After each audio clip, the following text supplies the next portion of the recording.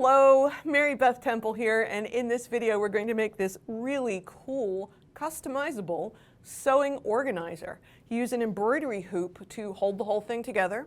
You can use up whether you have new fabric, you're going to buy new fabric to coordinate with a room in your home, or use up some of your stash. We have a little bit of sewing with the bias tape, a little bit of embellishing, a lot of hot glue to put the ruffle on, and maybe a little staining over the embroidery and hoop. But this is a fun project. It will update your sewing room really, really quickly, and it's a lot of fun to do with just a small amount of materials. So let's get started.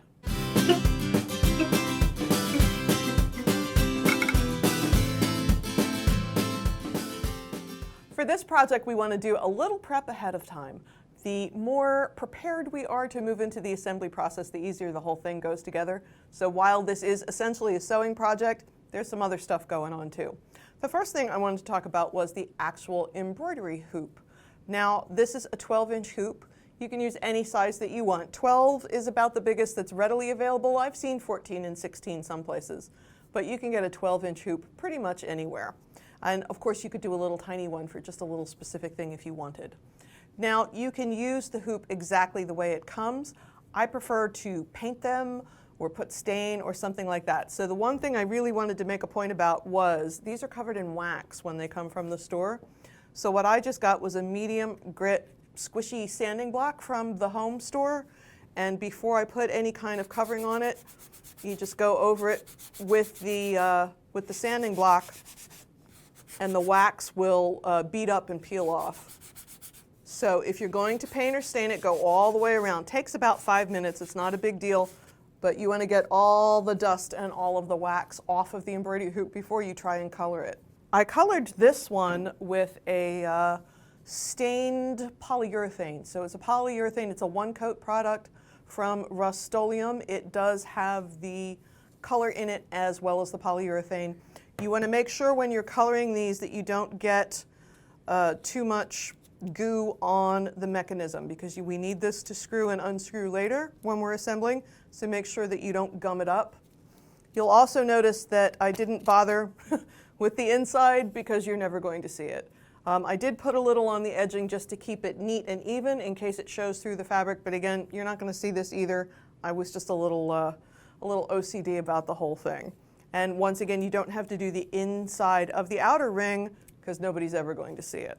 So if you're going to go ahead and paint your hoop, do it early and give it plenty of time to dry. You don't want polyurethane on your fabric. So let's grab the one that's already painted. The first thing I'm going to do is pick my fabric, and I want to give this a really good press. I like to use fat quarters. I'm a big fat quarter collector and I often have stash. You can of course cut something out of a piece of regular fabric, but I've noticed fat quarters, sometimes the creases are pretty heavy in them when you unfold it from the package. So make sure that you iron this really, really, really well, because you want it to be nice and tight. Now, the one we showed you in the intro had the Eiffel Tower and a fleur-de-lis and some other stuff on there, and I had to really carefully plan where on the hoop those items were going to show up. But something like this, which is just a plain repeat, where it goes is where it goes. Sometimes if I'm curious how it's going to look at the finish and I can't see because of all this is going on, I will just grab the outer hoop. I won't assemble it or anything, but I can look at this and go, okay, that looks great. It's easier to see with the outer ring on where in the field your items are popping up. So I'm just noticing that this hot pink really draws the eye, and it's a little off center. So I'm not going to get too crazy about it, but I think that I would like to rearrange this so the pink is sort of prominently featured.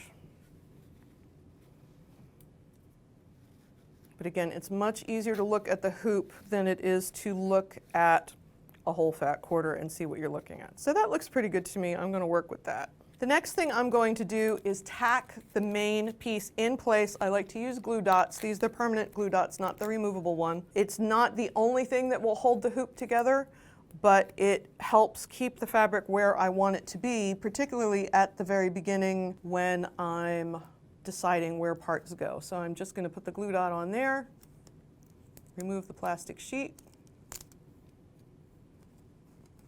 and lay the fabric on there. Again, this will not be the only thing holding everything together, but it's nice to sort of tack stuff out of the way. Now that I have selected my back fabric, which is sort of the focal point of the whole ball game, I want to decide about pockets. Now, this is one of those things that is an art rather than a science. You can use however many pockets you want. You could have 6 if you wanted. You could have 1 if you wanted. It really is going to depend on what is appealing to you. I like to have 2. And once again, all I'm going to do here is just put that ring on, not permanently, but just sort of lay it in there so I can see if the pockets make me happy. Now, the original one I had with the fleur-de-lis on it, the pockets were pretty low because I wanted to make sure that I got that whole Eiffel Tower in there. But I kind of like the look of this. I think this is just fine. So, both of these pockets need to have bias tape on the top, and then we're going to use bias tape to outline some pockets. So this is the order of instruction. We're going to put a full run of bias tape across the bottom one, across the top of the bottom pocket. Then we're going to decide on where the verticals go and lay those down. And then the last thing we're going to do is put another piece of bias tape across the top pocket, and that will encase the raw edges of the verticals. I could trim this down now if I wanted to, but honestly, and you'll see this during the assembly process, I like having the extra fabric to hold on to in case I have to pull something here or tug something there. So I'm going to leave that alone. Since my hoop is 12 inches wide, I need to cut 2 pieces of bias tape about 14 inches because I want it to roll over to the back to go in through the hoop, make sure I have plenty of room. And because I don't want to measure right now, I'm just going to center the bias tape and sew both of those down. I'm just going to make a little sandwich. Now, some of you may know that bias tape, when you buy it from the commercial, when it's commercially packaged, bias tape is a little bit more narrow on one side than the other. So you want to make sure the narrow side is to the top. And the reason we do that is so when you're stitching through it, you can make sure that you're catching the lower side. I'm not going to lock stitch either. It's all going to be caught up in the hoop later.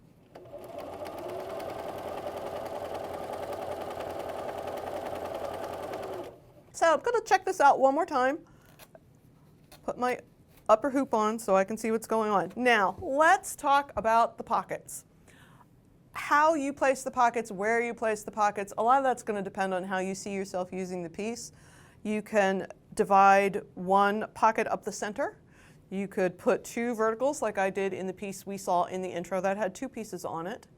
I want to talk about the number of layers that you're sewing through. Because I put the first piece of fabric on first, there is a method to my madness. 2 reasons. One is that's really holding the whole thing together, so I don't like to sew through it. The other thing is if I sewed through all of the layers of the fabric, I would be limited in what I could put in the back pocket. By putting the verticals so that they only run through the lower pockets, if I wanted to put, say, a pattern up here, or a big postcard, or a big cutout from a magazine, or any kind of visual inspiration, because this whole top pocket will be open, I can put pretty much whatever I want in there as long as it's not 10 pounds. If I had sewed through all the layers, I would be limited in what could go up there. So your taller, longer things can go in the top pocket, and we can divide the bottom pocket up as many times as you want to put smaller items in there. So I think for this particular one, I'm just going to divide it up the center and put 1 vertical up here. Once again, I'm the queen of eyeballing. It wants to be, about that long. Got to make sure that you leave enough that it goes down into the embroidery hoop. You don't want to cut it right at the top.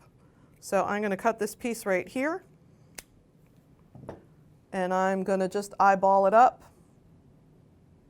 And remember how I was trying to make the bike my focal point, so I realized I'm going to just go right down from the kickstand here. So the important part of all of this now is to make sure that the 2 pockets are evenly spaced across the top. So I'm going to take my long clear ruler. So let's say I want 1 inch. So I'm going to make sure that would be about 1 inch. So I'm going to bring my lower piece up and square it up by using the ruler. Because once I sew these vertical down, the 2 pockets are attached forever. All right, and then I'm going to lay this down right here. Now, in this case, if you want to use a clip or a pin, you can go ahead and do that. I think I'm going to grab some pins. I'm going to top stitch bound both sides, one line down this side and one line down this side. Once that's completed, I'm going to get my other piece of 14-inch bias tape and I'm going to put it across the top pocket only, and that's going to enclose that raw edge. All right, now we're ready for assembly, which is the fun part. Remember, our base fabric is sort of tacked into place, but we can still tug on that if we need to. We want to make sure that the pocket divider is centered or split center if that's what you're doing. And so this time I have put my outer hoop on for real, and I want to start tightening it up. And see that little pucker? I don't like that little pucker, so I'm going to go to the side and I'm going to give that fabric a little tug. This is one of those things, it doesn't take much to make it go off center, and it's really worth spending your time here to make sure that you're perfectly happy with it, because once we cut the backing fabric down to hoop size and we start putting the ruffle on and the hot glue and all that, you're stuck with the shape that you have. So you want this to be as taut as humanly possible, and keep tightening until this screw is tightened as tight as it will go. You don't want the screw to be loose and then you put some things in here and then it falls out because it's not tight enough. Step back and admire your work. Once you're happy with it, now we're going to flip it over, use a nice sharp pair of scissors and cut all this excess madness off as close to the embroidery hoop as you can get it. You don't have to worry about it pulling out because, again, we're going to hot glue. When we hot glue the ruffle on, we're going to soak some hot glue into the join here. So trim all the way around as close as you can trim. And then the only thing we'll have left to do after that is some embellishing.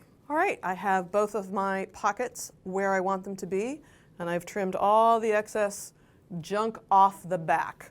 So the next thing I'm going to do is attach the ruffle. Now the ruffle's optional. If you don't want a ruffle around it, a lot of the ones I've seen have the ruffle. I like the look of the ruffle. If you don't want it, you don't have to have it. So if you're not going to do a ruffle, what you're going to do right now is just run a thick bead of hot glue all the way around, making sure that it doesn't run over to the front. And you're going to do that to keep the two sides of the hoop together, the inner hoop and the outer hoop. You want to make sure they stay together.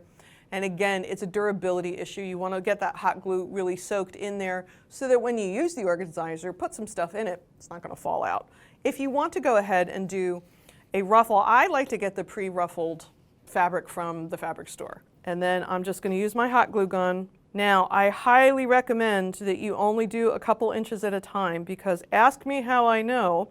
If you get too far ahead of the hot glue gun, if you drop the ruffle, you will get hot glue all over it and it will be a big fat disaster. So I'm going to fold it so that it's toward the back. And then I'm going to make sure the hot glue is not running around to the front. You see the little seam? I just want to line that up so the threads are beneath the edge of the hoop. I want to make sure that the thread that is holding the ruffle together is just right behind the hoop. So I'm going to hold that for a minute and make sure it's stuck on there good. And then I'm just going to work my way around a little bit at a time. Just a couple inches at a time, and just double check and make sure that it's even. If you just line that thread up with the back of the hoop, then you make sure it's even all the way around and it doesn't zigzag in and out.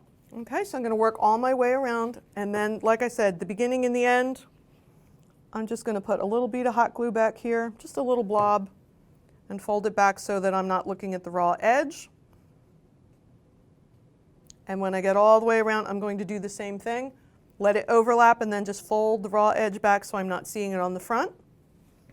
And the very last thing that I need to do is decide about embellishments. Charms, beads, buttons, any kind of thing you want. I could put buttons on the bicycle wheels. I like to put buttons at the intersections of the bias tape. I think that looks pretty cool, so I'm very big on putting buttons places like here. You can put them down here. You can put them wherever you want, any kind of embellishment that works for you. I could sew these with a needle and thread, because we like to sew, but also I could use my glue dots. I could use my hot glue, any kind of charms and embellishments. something you can personalize as you go. A lot of people like these for travel items too, and so you go to a place you've never been before, you know, you get those little tack pins or little tiny patches or stuff like that. This is a great use for them. You can use them up on the organizer and always remember your trip. I hope you had a great time making your own sewing organizer. Like I said, they can sort of change with your mood and as things happen in your life. You can add little charms, little tips, little tricks, a postcard, a picture, and it's a great way to sort of update the look of your room in a really quick way. So make them custom, make them reflective of your own personality and style of decor, and I hope you have a great time. I'm Mary Beth Temple. Thanks for joining us.